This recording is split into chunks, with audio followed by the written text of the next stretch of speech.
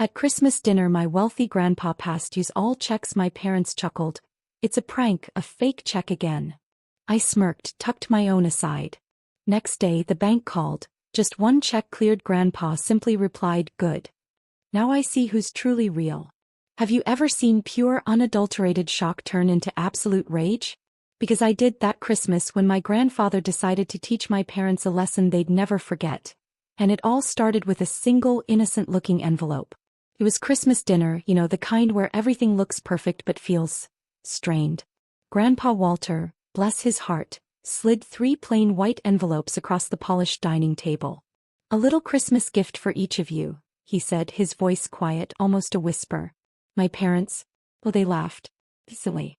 My mom, Denise, rolled her eyes, but her smile was tight, a little forced. Oh, Dad, she chuckled, are we doing the pretend check thing again? So cute. My dad, Charles, swirled his wine, a smirk on his face. The man loves his jokes, he said, looking at me. Just play along, Sam. But I didn't laugh. I looked at Grandpa. He looked tired. So I just said, thank you, Grandpa, and tucked my envelope into my coat pocket. My parents just went right back to talking about their new car. They thought it was another one of his games, another harmless joke from an old man.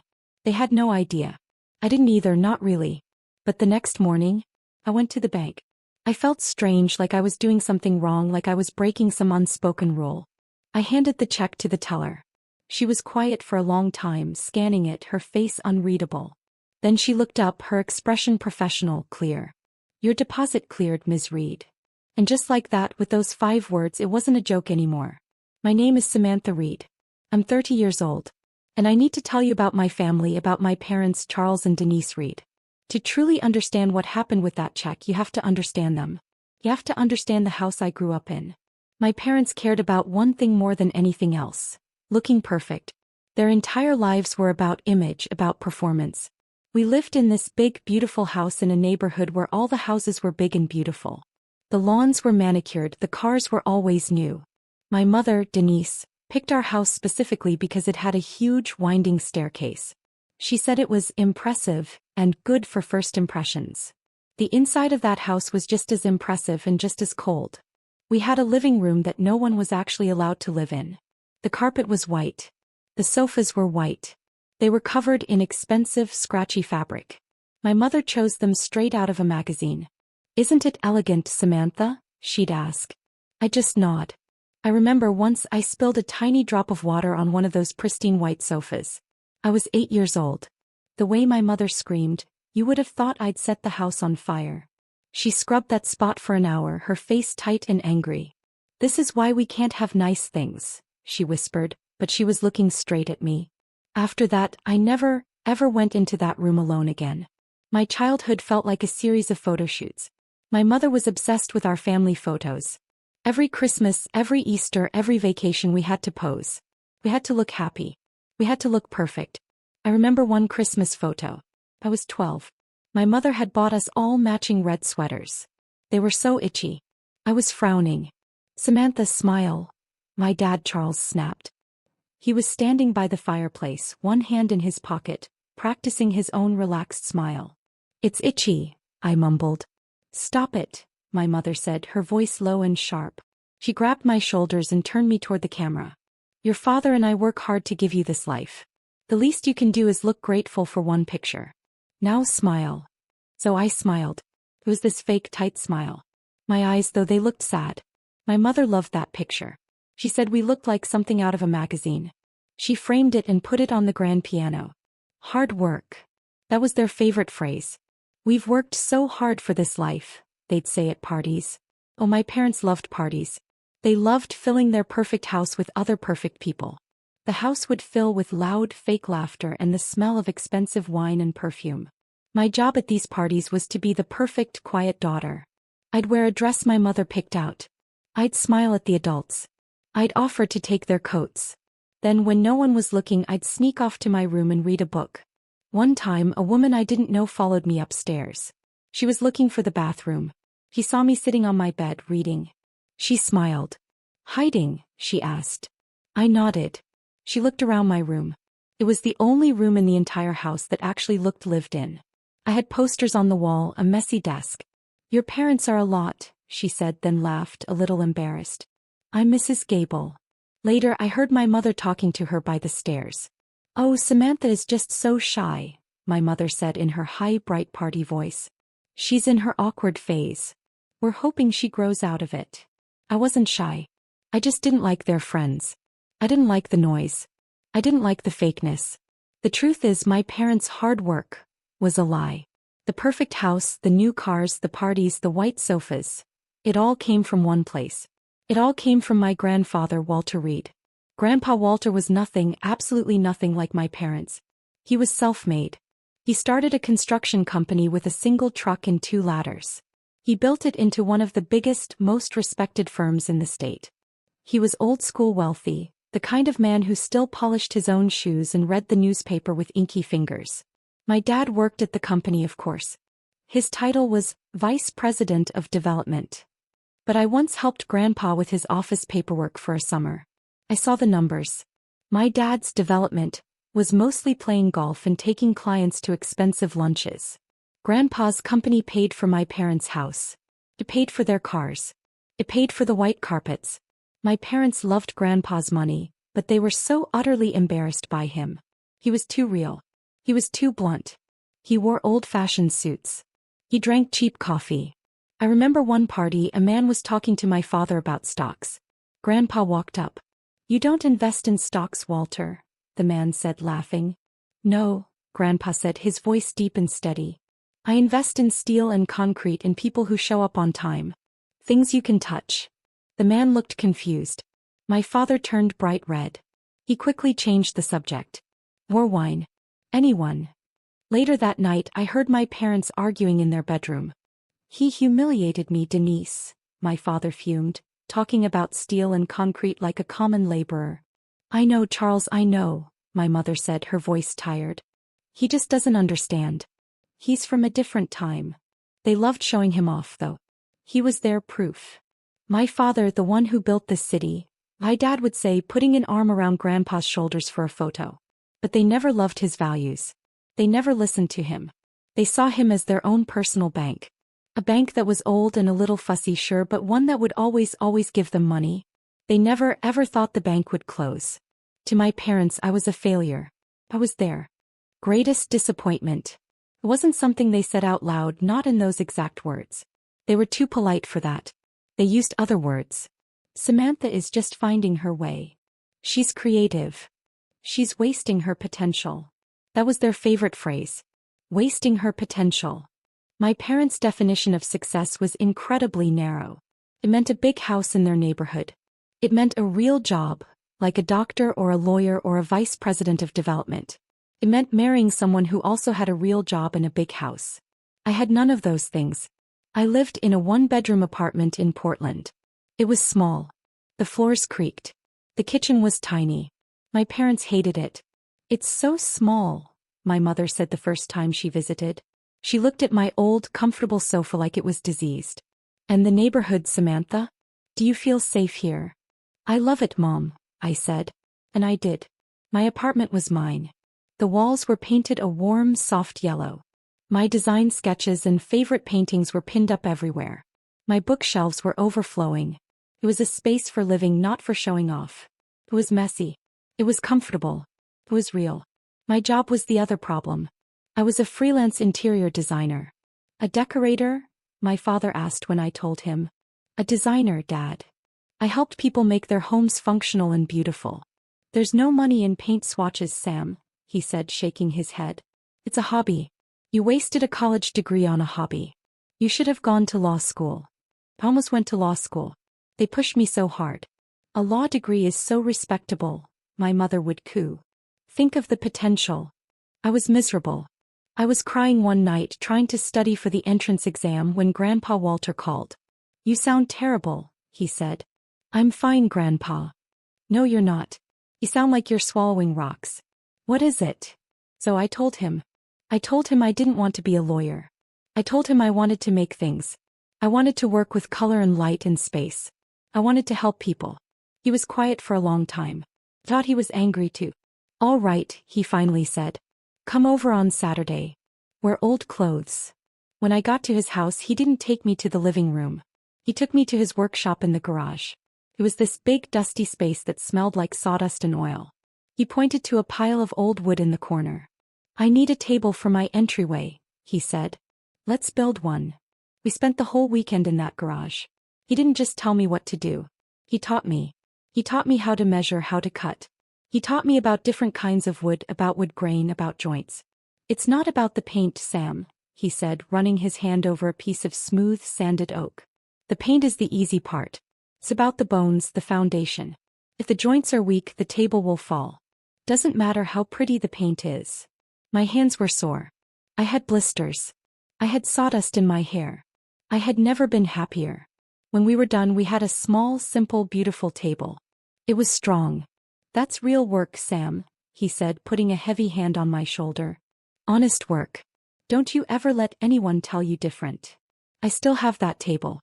It's in my tiny apartment. I put my keys on it every day. It's the most valuable thing I own. Grandpa Walter was the only one who truly understood. He was the only one who asked about my work, not my salary. He would call me, "What problem are you solving today, Sam?" I would tell him about a small apartment with no storage, or a new family with no money for a nursery. "And what did you do?" he would ask. I'd tell him my ideas. "I'm building a bench with storage underneath, and I'm painting the walls a color that will make the room feel bigger." "Good," he'd grunt. "Smart. Honest. That's my girl." He was the only one who saw me. My parents saw my wasted potential. Grandpa saw my work. He had a saying. I heard him say it a lot. Usually after he'd seen someone being rude or flashy or fake. He'd watch them, his eyes sharp. Then he'd look at me and say, "Money doesn't test people, Sam. Gratitude does." I didn't really know what he meant. I thought it was just one of his grandpaisms. "What do you mean, Grandpa?" I asked him once. We were at a diner. He had just left a 50% tip for the waitress who looked exhausted. "You watch how people treat those they don't need," he said, sipping his black coffee.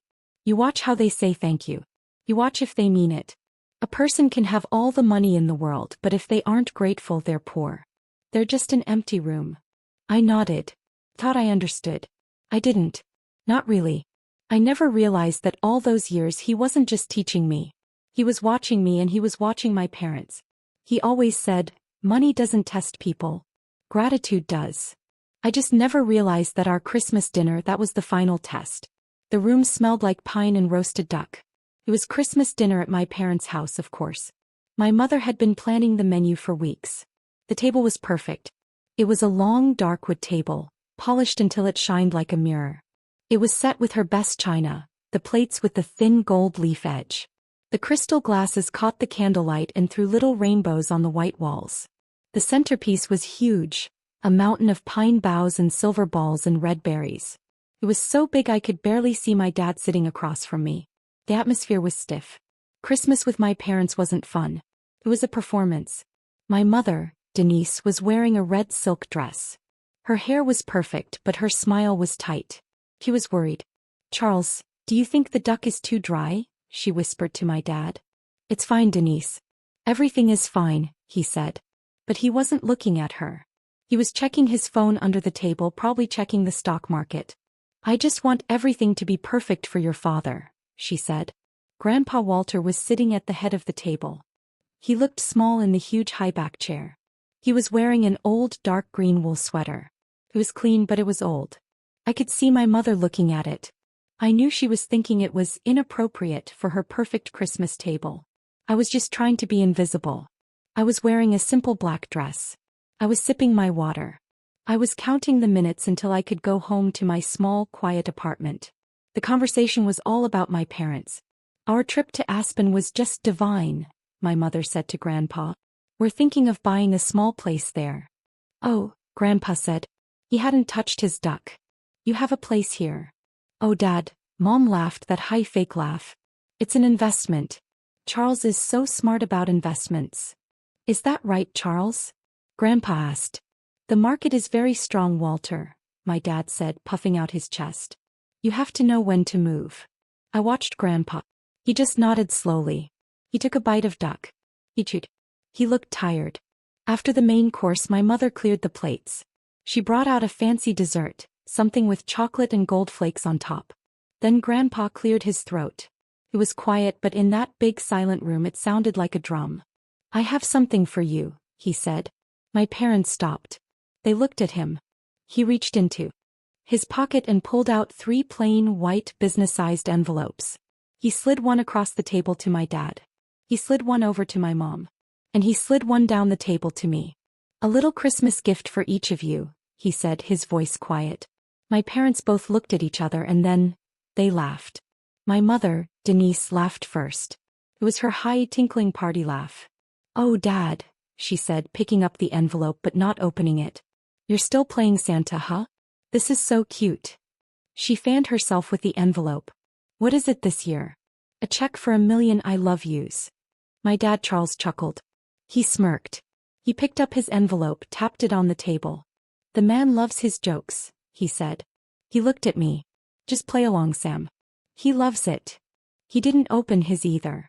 He just set it next to his wine glass like it was a napkin. I didn't laugh. I looked at Grandpa. And he was looking at me. His eyes, I will never forget his eyes. They weren't twinkling.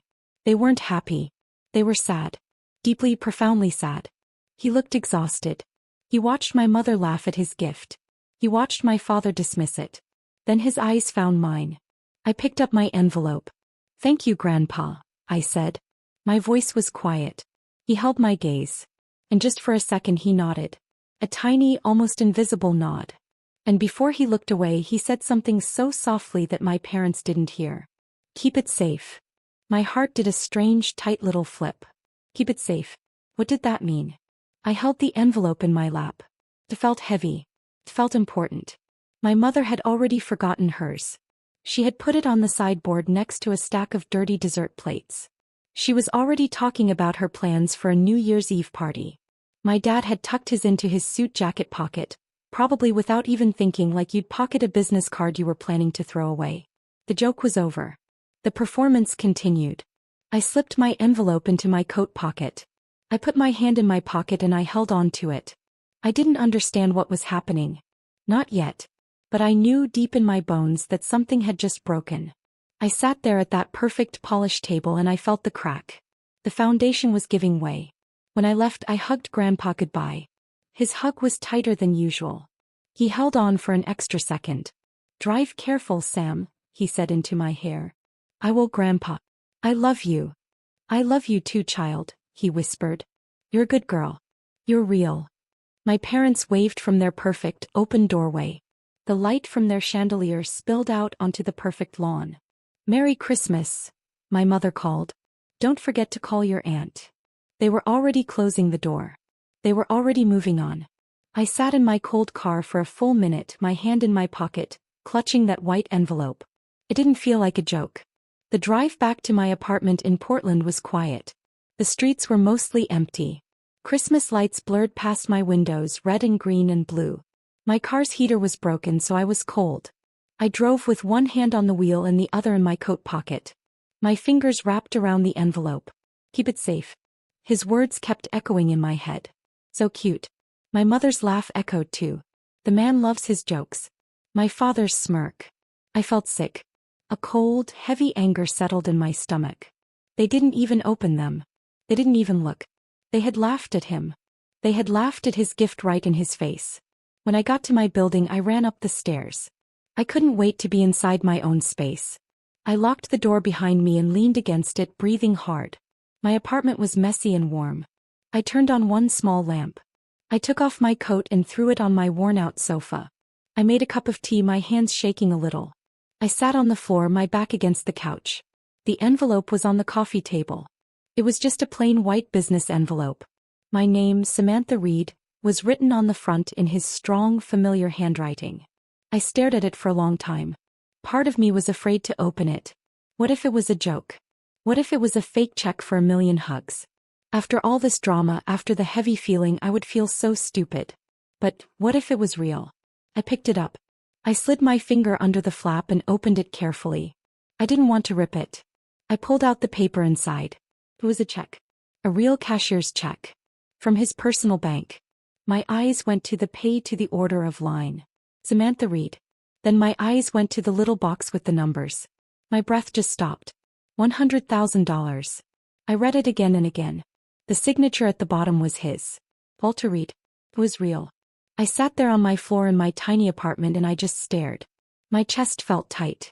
I think I was supposed to be happy. I think I was supposed to be excited. I should have been jumping up and down. I'm rich, right? I didn't feel any of that. I felt heavy. I felt an incredible, crushing weight. This wasn't a gift. This was a statement. This was a test. And my parents had failed. He had given them the same envelope, the same chance. And they had laughed. They had tossed it on the sideboard next to the garbage. He knew. He knew they would. He had given me one too.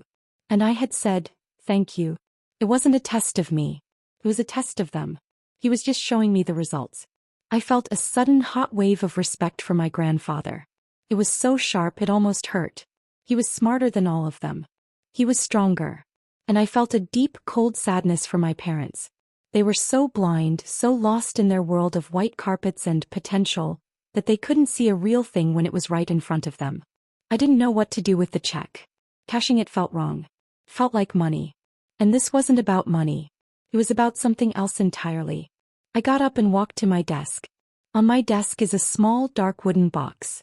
It has a smooth lid. It's the table I built with Grandpa in his workshop. I keep my real treasures in it. I opened the lid. The smell of cedar and old paper filled the air. Inside there isn't much. There's the photo of me and him covered in sawdust, grinning at the camera. There's a letter my best friend Zoe wrote me when I moved to Portland, a letter that says, "You are brave." There's a small pressed flower from the first bouquet a client ever gave me. Things that mattered. Click the check. I folded it once. I placed it inside the box, right on top of the photo. I closed the lid. It felt right. It was safe. It was where it belonged. It was a symbol of respect. It was proof that he saw me. I didn't sleep that night. I kept thinking, what should I do? The next morning I woke up feeling hungover. I made coffee. I stared at the wooden box. $100,000. That was a life-changing amount of money. It would pay off my student loans.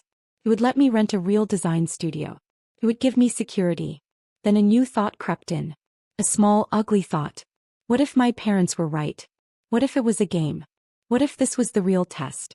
What if he was waiting to see what I would do? If I cashed it immediately, would that make me greedy?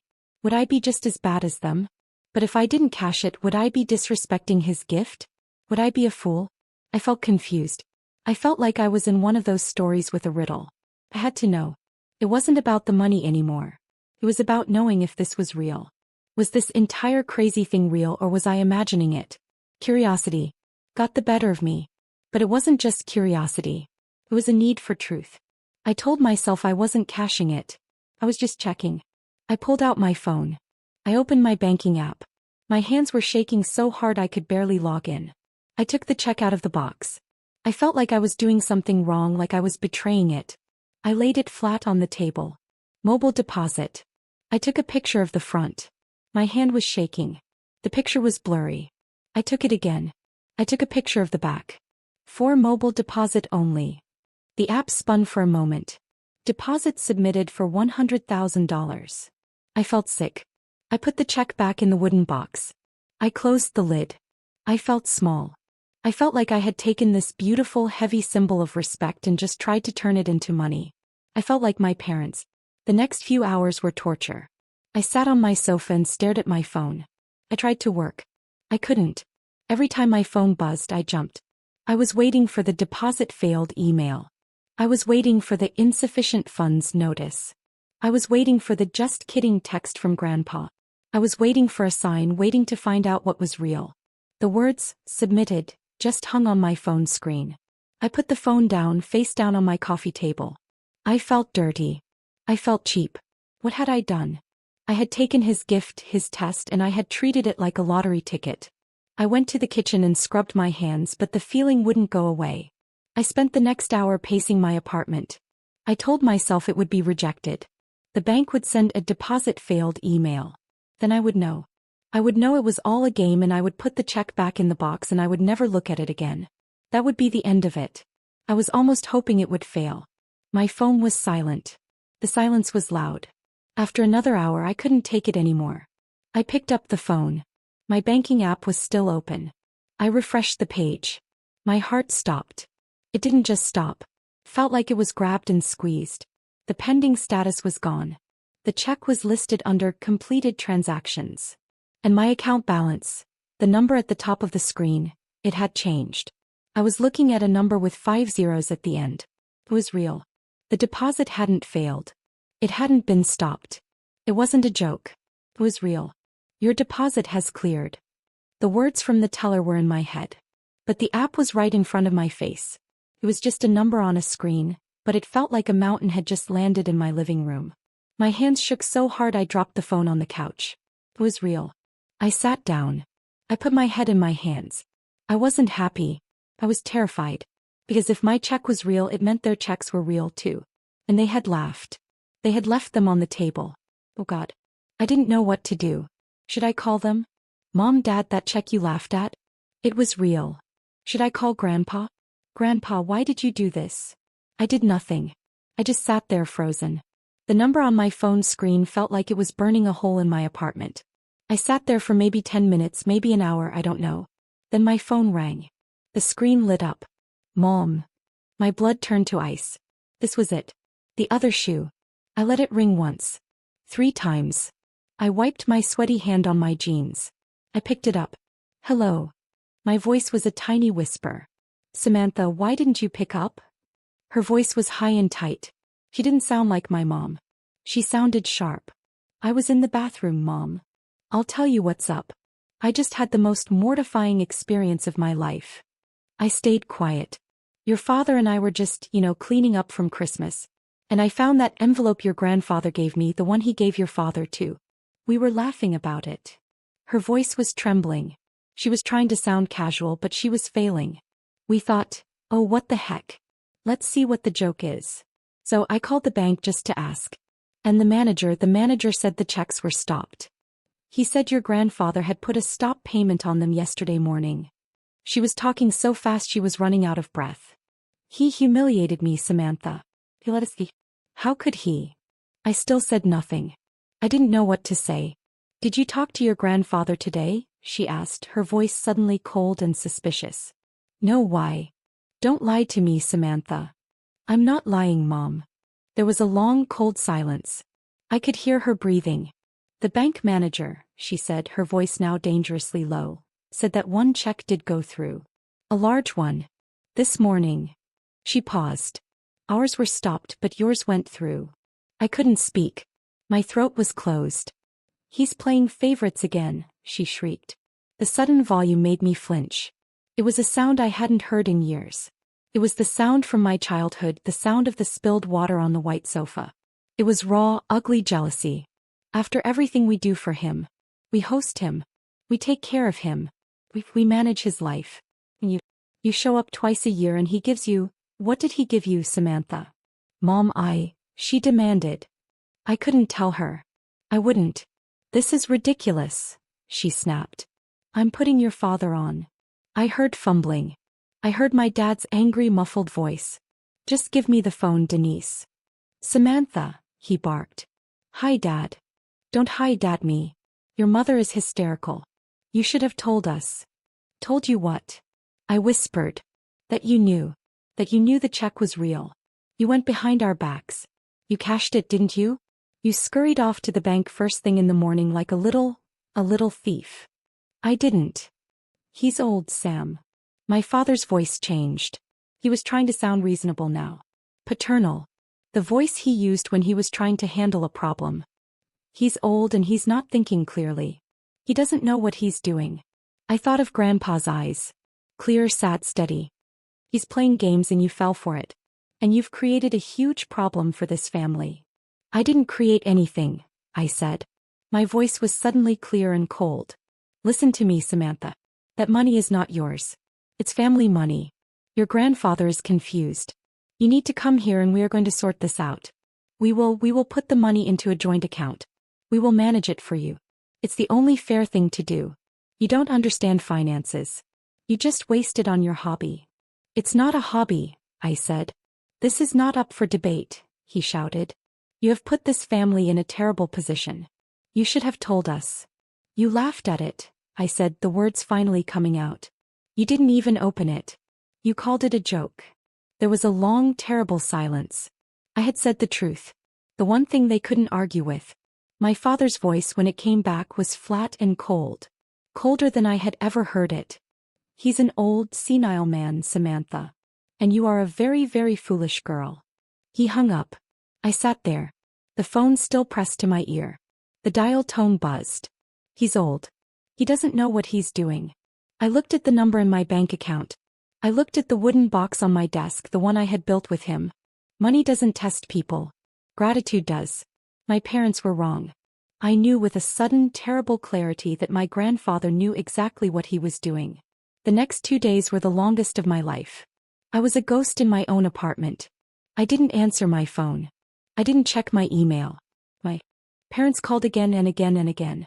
Their names would flash on the screen, Mom or Dad, and I would just watch my stomach twisting until it went to voicemail. They left messages. My mother's were first, tearful and pleading. Samantha, darling, please call me. We're just worried about you. Your father was upset. He didn't mean it. He just won't talk. This is all a misunderstanding. My fathers were different. They were short and angry. Samantha, stop this childish behavior. Call me now. Then the text started. We know you're there. This is irresponsible. You are tearing this family apart. Me. I was tearing the family apart. Not their greed. Not their laughter. Me. I turned my phone off. The silence was better, but it was also worse. The $100,000 sat in my checking account. It felt like a bomb. I was terrified to touch it. I was terrified to look at it. I bought groceries with my credit card. I didn't want to use the money. It didn't feel like my money. It felt like evidence. I couldn't work. I sat at my design table and stared at a blank page. I tried to sketch, but my hands were still shaking. The colors all looked wrong. Everything looked gray. I was alone. I was rich, I guess, and I had never felt more alone in my life. On the second day I couldn't take it anymore. I turned my phone on. I ignored the dozen new messages from my parents. I called the only person I could. Zoe. Sam. Oh my God, are you alive? I was about to call the police. Zoe Harper. My best friend since college. She was the opposite of me. She was loud and funny, and she was not afraid of anything. She was a lawyer, a real one, as my father would say. She worked for legal aid, helping people who had no money. My parents hated her.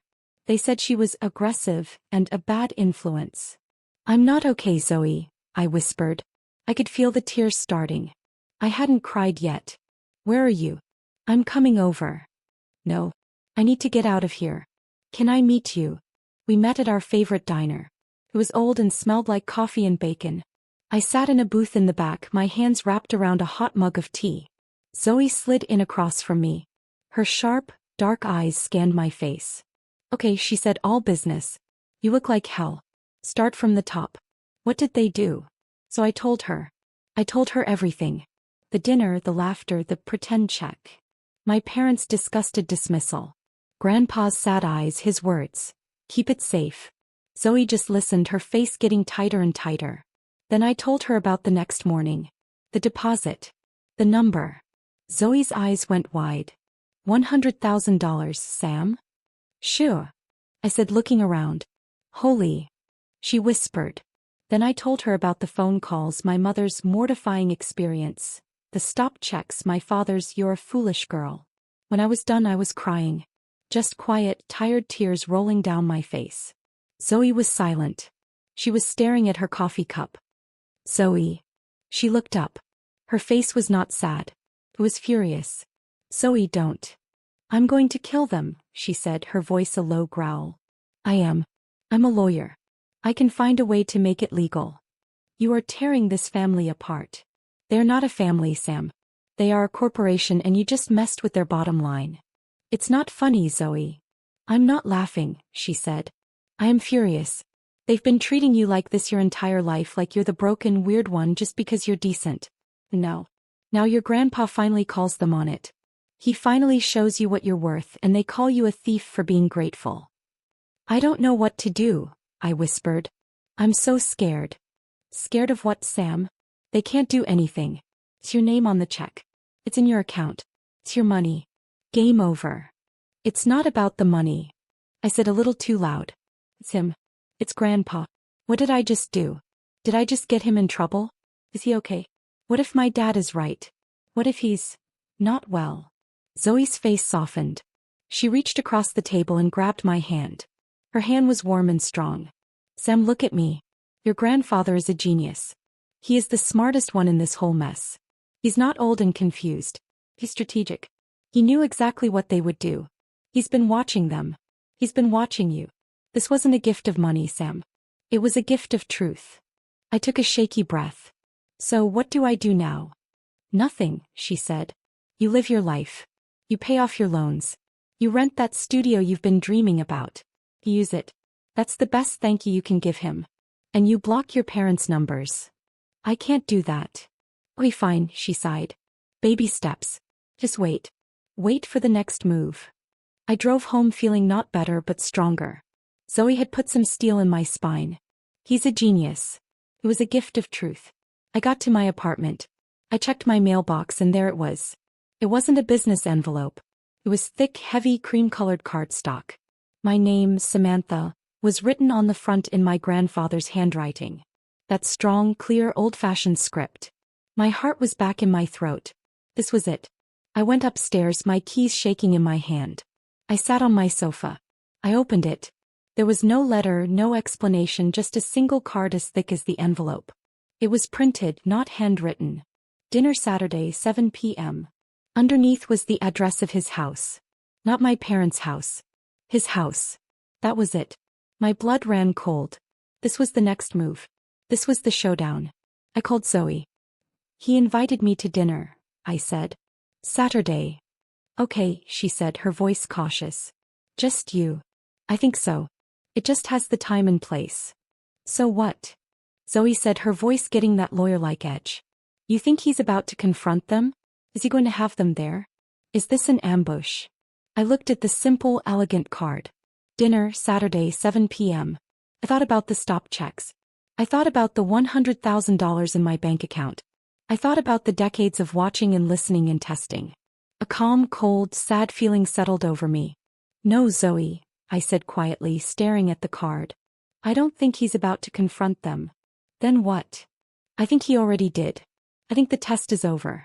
This is him announcing the results. The drive to my grandfather's house on Saturday night was the loneliest drive of my life. My little car felt small on the wide, dark roads that led to his neighborhood. My parents lived in a new, flashy neighborhood. Grandpa lived in the old, original, wealthy part of town. His house wasn't a modern white and glass box like my parents'.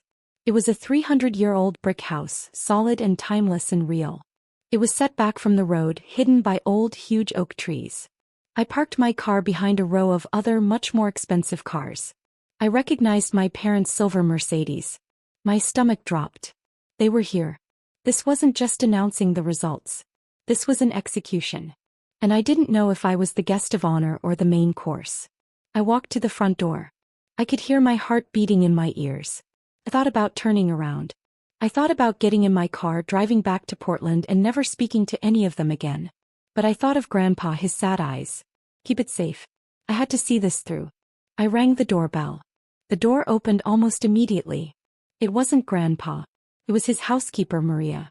She had worked for him for as long as I could remember. She smiled at me, a warm, genuine smile. Samantha, he is waiting for you in the study. Are my parents here? I whispered. Maria's smile faded. They are in the dining room, she said, and her tone told me everything. She led me down the hall. My parents' house was all white walls and bright, harsh lights. Grandpa's house was warm. The walls were lined with books. The floors were dark wood, covered in old, beautiful rugs. It smelled like old books and wood polish and the faint, sweet smell of his pipe tobacco. Smelled like home. She opened the doors to the study. Grandpa Walter was sitting behind his huge, dark desk. He wasn't working. He was just sitting there, his hands folded, waiting for me. Hello, Samantha, he said. His voice was calm. Grandpa, I said. I wanted to run to him. I wanted to cry. I wanted to ask him a million questions. But I just stood there. You look nervous, he said. I am. Don't be, he said. You've done nothing wrong. Sit down. I sat in the big leather chair across from his desk. He looked at me. His eyes clear and sharp. You got my invitation? I nodded. They're here, aren't they? Yes, he said. They are. Now before we go in there, I want you to know something. What happens in that room tonight has nothing to do with you. It is not your fault. It is not your problem. This is between me and them. It has been for 30 years. Your only job tonight is to be quiet and to be real. Can you do that? Be real. Just be yourself, Sam. That's all you've ever been. It's all I've ever asked. He stood up. He was an old man, but he stood up straight. He looked powerful. He was wearing a dark suit, not his usual old sweater. Let's go to dinner, he said. He put his hand on my back and we walked out of the study. We walked down the hall to the dining room. I felt like I was walking into a bad dream. My parents were standing by the fireplace. They were not talking. My mother, Denise, was wearing a black dress that was too expensive. Her smile was stiff. It was stretched so tight I thought her face would crack. Her eyes were red. My father, Charles, was standing with his hands in his pockets, staring into the unlit fireplace. His face was tight with anger. It was a dark, blotchy red. They both turned when we walked in. My mother's eyes flew to me. Her smile wobbled. Samantha, you came. She looked at Grandpa. Dad, this is a surprise. Is it? Grandpa said, his voice calm. He walked to the head of the table. Please sit. My parents sat on one side. I sat on the other alone. Grandpa stayed standing at the head of the table. He wasn't carrying a platter of food. He was carrying a thin folder, a legal folder made of beige cardstock. He set it on the table in front of him. The sound was soft, but it echoed in the silence. You'll each find your name on these papers, he said. He didn't look at the folder. He looked at my parents. My mother's voice cracked. She burst into tears. They weren't sad tears. They were angry, frustrated tears. You humiliated us, Dad, she cried, her voice rising. You stopped our checks. You made us look like fools after all we've done for you. What have you done for me, Denise? Grandpa asked. His voice was still quiet, still calm. It cut through her sobs like a knife. She stopped. I did stop the checks, Grandpa said, nodding calmly. I did. He looked at my mother. He looked at my father. For 30 years I have given you everything. A house, cars, a job you don't do. An allowance for a woman your age. I have given and you have taken. And you have not once said thank you and meant it. That's not true, my father said, finding his voice. At Christmas, Grandpa continued as if my father hadn't spoken, I gave you a final gift. A simple test. I gave you the same thing I gave Samantha. My parents both looked at me. My mother's look was pure poison. I gave you a check. A real one. A gift. And you laughed. You laughed at me. You threw it on the sideboard with the garbage. You rolled your eyes, Denise. You smirked, Charles. You called me a joke. His voice was so calm. That's what made it so terrifying. He wasn't yelling. He was just stating facts. It was a test, my father shouted, slamming his fist on the table. The crystal glasses rattled. A sick, twisted old man's game. Life is a test, Charles, Grandpa said. You failed. And her, my father yelled, pointing at me. The vein in his forehead was purple. You rewarded her for what? For doing nothing? For being a failure? For wasting her potential? She's done nothing. The room was silent. I could feel all their eyes on me. I felt small. I felt like I was 12 years old again in the itchy red sweater. I looked at my grandfather. He was still looking at my dad.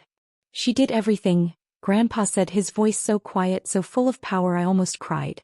She did everything. He repeated. She listened. When I spoke, she listened. When I taught her, she learned. She works. She builds. She respects herself. She said, thank you, for a gift she didn't even know was real. He turned his clear, steady eyes on me. She didn't laugh. The silence that followed. It was sacred. That's the only word for it. It was the sound of a 30-year-long lie finally dying. It was the sound of truth filling a room. My father's face was white. My mother was completely, utterly silent. Her mouth hung open. They had nothing left to say. He had taken all their words away. My grandfather, Walter Reed, did not move. He stood at the head of his table, a king in his own home. My father's fist was still on the table. My mother's face was pale and blotchy. Grandpa picked up the thin beige folder. He opened it. He slid it across the polished wood table. Stopped right in front of me. "This is yours, Samantha," he said. I looked down. My hands were in my lap. I was afraid to touch it. My father leaned forward, squinting. "What is that? What is this?" "More games." I put my hands on the folder. I opened it. It was not a check. It was paper after paper of legal documents. My eyes just scanned the words. I didn't understand all of them. I saw last will and testament of Walter Reed. I saw durable power of attorney. I saw transfer of first deed. I saw articles of incorporation for Reed Construction. And on every single page in the places for executor, or beneficiary, or trustee, I saw my name. Samantha Reed. My breath left my body. This wasn't the $100,000. This was everything. This was the company, the house, the trust. "What is that?" my mother whispered. She was pale. She looked sick. "What is that, Samantha?" she asked again, her voice rising. I couldn't speak. I just looked at my grandfather. "It's my estate, Denise," Grandpa said calmly. "It's my legacy." You can't do that." My mother stammered. "You can't. Charles is your son. He's the vice president. It's his." "Charles has a title," Grandpa said. "He does not have the job. He has never done the job. He has a salary which I have paid. You can't do this." My father roared. He stood up, his chair scraping violently on the wood floor. "I'm your son. She's a child. She doesn't know anything. She knows how to work," Grandpa said. "She knows how to listen. She knows how to build. This is illegal." My father yelled. "You're old. You're senile. He tricked you. She manipulated you." He was looking around the room, desperate, like he was looking for someone to agree with him. "You're not well, Dad. You're sick. You need help. We're going to get you help." My mother caught on. "Yes, Dad. You're not thinking clearly. This test, it's not normal. We're worried about you." They were trying to take his power. They were trying to call him crazy. I watched, horrified, as they tried to turn this on him. Grandpa just watched them. He let them talk. He let my father rant. He let my mother cry her fake, worried tears. He let the silence stretch out after they were done. After they had said all the ugly, desperate things. My father was breathing hard, his suit jacket bunched up. My mother was dabbing her eyes with a napkin, her face a mask of concern. Grandpa waited. Then he spoke, and his voice was not the voice of a senile old man. It was the voice of the man who built a company from a single truck. It was steel. "I'm not sick, Charles. I'm not confused, Denise. I have never seen more clearly in my entire life." He looked at my father. He looked at my mother. "I already have," he said. My mother looked confused. Have what?" "You said I can't do this," Grandpa said. "I'm telling you, I already have. The papers are signed. They are filed. My lawyer, Mr. Miller, has the originals. These are your copies. It is done." My father's face, it collapsed. The anger, the bluster. It just died. He looked old. He looked weak. He looked like an empty room. He sank back into his chair. My father started to speak. He opened his mouth. A little sound came out. But. Grandpa's voice cut through the air. It was not loud. It was final. He looked at his son. He looked at his daughter-in-law. "Now I know who's real." That was it. That sentence. It was just 5 words. But it was the end. It ended everything false in that room. It ended 30 years of lies. It ended the perfect image. It ended the hard work. It ended them. My mother stood up. Her movements were stiff like a robot. She picked up her purse. She didn't look at me. She didn't look at Grandpa. She just walked to the door. My father sat there for another second. He looked at the folder in front of me. He looked at his father. His eyes were full of something I had never seen before. It wasn't anger. It was hate. It was a deep, cold, empty hate. Then he stood up, straightened his suit jacket, and followed his wife out of the room. We just sat there. We heard the front door open. We heard it slam shut. The slam echoed through the big, quiet, solid house. And then there was peace. We sat in the silence. I was still staring at the open folder. Executor Trustee Samantha Reed. My hands were shaking. I was rich. I was in charge of everything. I looked at my grandfather. He was still standing. He looked tired. He looked old, but he looked free. He let out a long, long breath. It sounded like it had been held in for 30 years. Well, he said, his voice soft now. I suppose Maria has kept dinner warm. He sat down. He picked up the small bell by his plate and rang it. I just stared at him. Grandpa, I whispered. My voice was broken. I can't. Can't what? He asked. I don't know how to do this. The company, the trust. I'm a designer. I paint walls. I don't know how to run a construction company. Maria came in pushing a cart. She didn't look surprised that my parents were gone. She just started setting out plates. Roasted chicken, vegetables, warm bread. Grandpa looked at me. He smiled. A real warm smile. I taught you how to build a table, didn't I? You started with a pile of wood. You measured. You cut. You learned the joints. You learned the bones. It's the same thing, Sam. Just a bigger table. You put a piece of chicken on my plate. We'll hire people to do the parts you don't know. You just be the boss. You just be real. You'll be fine. You're the only one I trust to be. We ate dinner. Just the two of us at that long, polished table. We didn't talk about money. We didn't talk about my parents. We didn't talk about the folder which I had closed and placed on the chair next to me. He asked me about my work. Tell me about that project you were working on, he said. The one for the new family and the small apartment, the nursery. That's the one. And so I told him. I told him how I had built a crib with storage drawers underneath. I told him about the color I found, a soft yellow that made the tiny room feel sunny and big. He listened. He nodded. Smart, he said. Good bones. We talked about spring planting. He wanted to plant new rose bushes along the front walk. I told him which colors I thought would look best. We talked like we always had. After dinner we had coffee in the study. Before I left he walked me to the door. I'm scared, Grandpa, I said, my voice quiet. I know, he said. He put his heavy warm hand on my shoulder. That's why I know you're the right one. The ones who aren't scared? They're the problem. He reached into his pocket and handed me a small folded piece of paper. Not a check, just a note. Read this later, he said. He hugged me. Drive safe, Sam. I drove home. I felt numb. I felt like I was floating. I got to my apartment. I sat on my sofa. I opened the note. His handwriting. Money changes hands every day. Respect only once. I cried. I finally cried. Not for my parents. Not for the money. I cried for him. For his long, lonely life, watching his family turn into fakes. I cried because he saw me.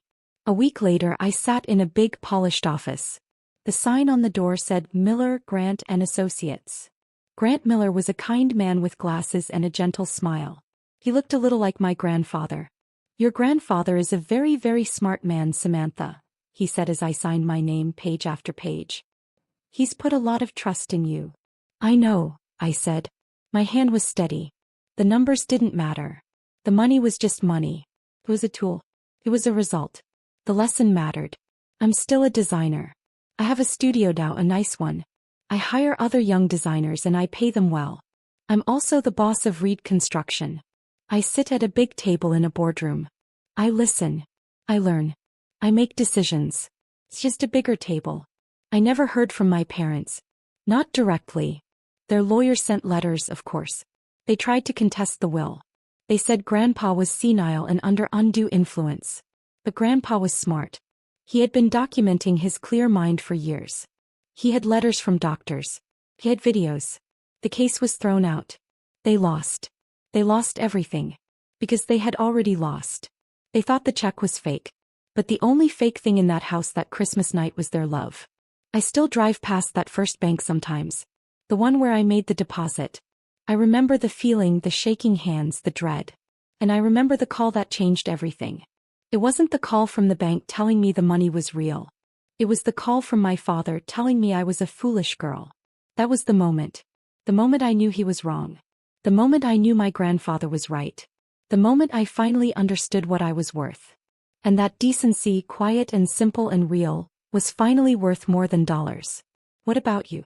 Have you ever had a moment where you realized someone saw your true worth, even when others didn't? Tell me what you think. I really want to know.